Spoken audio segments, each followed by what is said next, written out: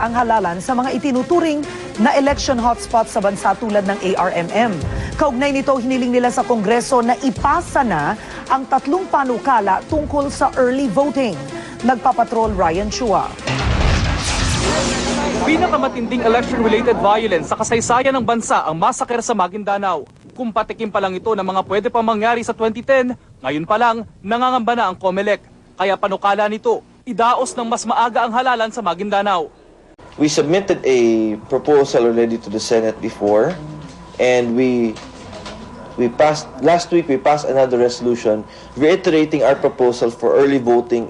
If Congress passes that bill, we'll conduct the elections early. May nakahain ng panukala si Congressman Pedro Romualdo na dapat magkaroon ng mas maagang halalan sa buong ARMM para tiyakin ang malinis na halalan doon. May mga panukala na rin para sa early voting sina Senador Richard Gordon at Congressman Rufus Rodriguez. Ang COMELEC naman, nais na gawin ng halalan 1 linggo o 1 buwan bago ang Mayo 10, hindi lang sa ARMM kundi sa mga election hotspots na tinukoy ng pulisya. Kabilang dito ang Abra, Nueva Ecija, Masbate, Lanao del Norte, Lanao del Sur, Basilan, Sulu at Western Samar, kung saan mataas ang insidente ng pandaraya at karahasan sa mga nakaraang halalan. We want to devote all attention on this area, concentrate our resources. Ito na yun eh. Pabor dito ang Parish Pastoral Council for Responsible Voting, pero dapat daw tanggalin muna ang martial law. Sa pananaw po namin, hindi po ito pwedeng malayang halalan pagka merong martial law sa Maguindanao. Ngayong kainitan pa ng debate tungkol sa martial law sa Maguindanao, alam ng COMELEC na malabo pang mapag-usapan sa Kongreso ang early voting.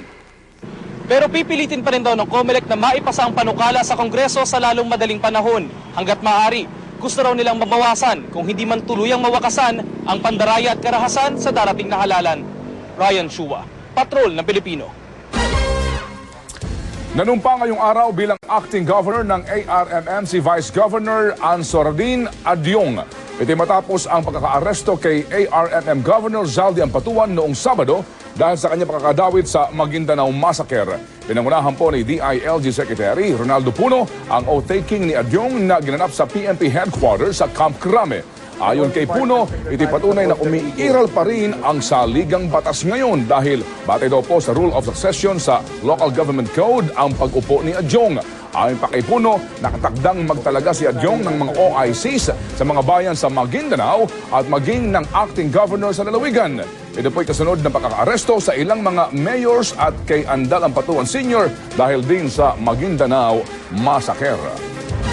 Samantala, pinawalang sala ngayon ng AFP ang 2 opisyal ng militar na inakusahan ng pagbabaya sa tungkulin nang hindi nila bigyan ng security escort ang pamilya, mangudadato nang mangyari po ang Maguindanao Massacre.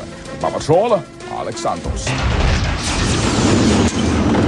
Hindi na itutuloy ng AFP ang pagsasampa ng administrative at criminal case laban sa 2 opisyal na inakusahang nagpabaya sa kanilang tungkulin.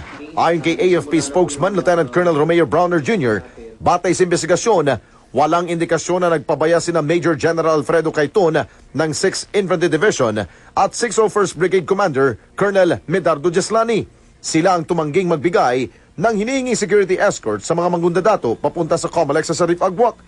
Ipiniliwanag ng 2 opisyal na militar na kulang sila ng mga sundalo at sapat naman daw ang seguridad ng pulisya. According to our Inspector General, they found out that both commanders were not remiss in their responsibilities as commanders on the ground.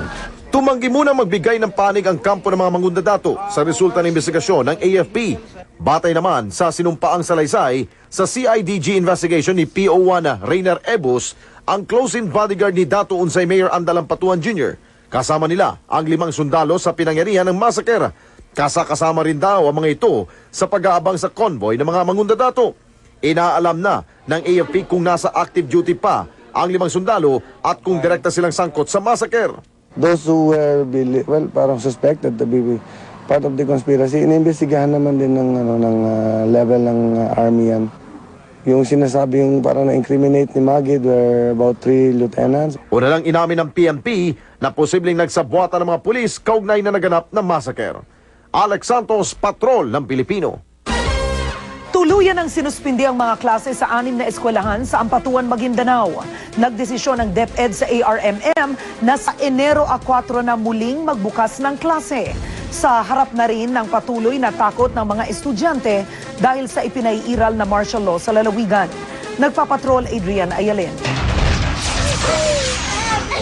Masayang naglalaro ang mga bata rito sa Datu Sangki Ampatuan Central Elementary School sa bayan ng Ampatuan.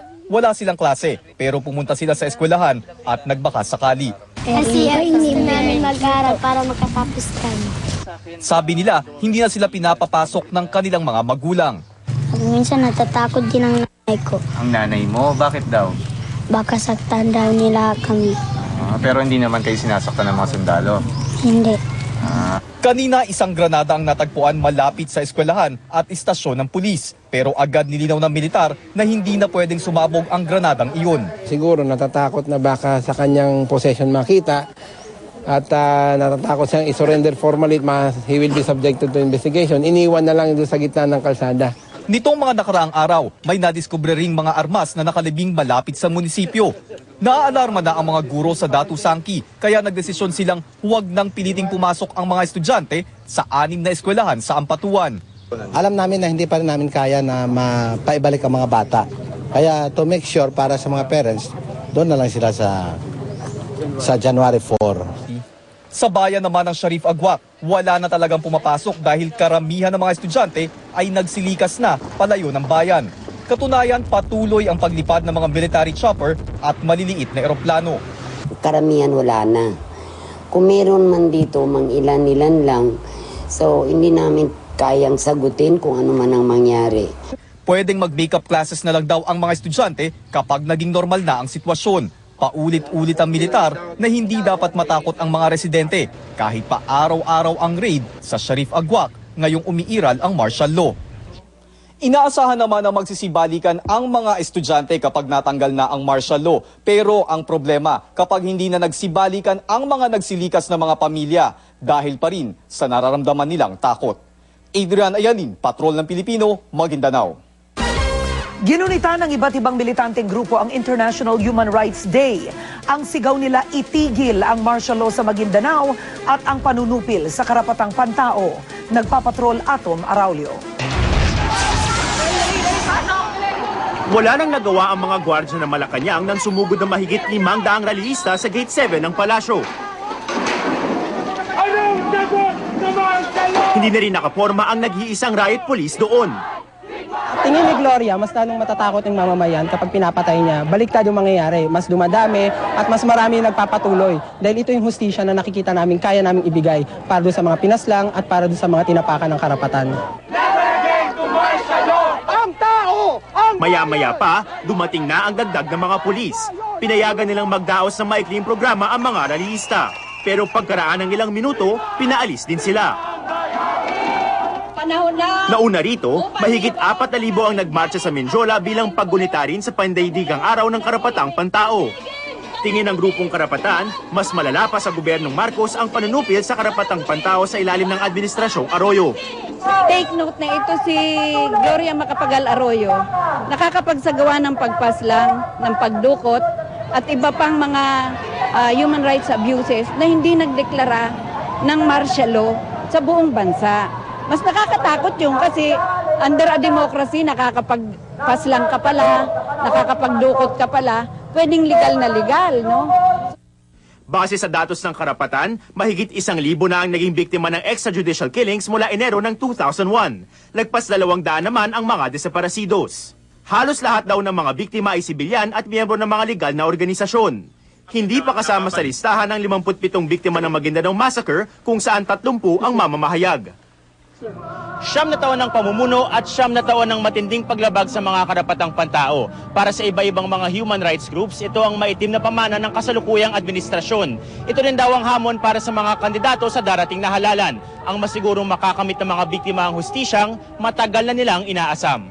Atom Araulio, Patrol ng Pilipino. Ating balikan ang hostage situation dyan sa Agusan del Sur. Nasa ating po linya ngayon si Superintendent Antonio Pagirigan, ang Provincial Director ng Agusan del Sur. Sir, good evening po. Yes, good evening, sir. Ted, how are you? Well, fine, sir. Kayo po. Ito po, no, yung pinakahuling update po lamang sa negosasyon para sa pagpapalaya ng ilang pang mga hostage ngayon, Colonel, please.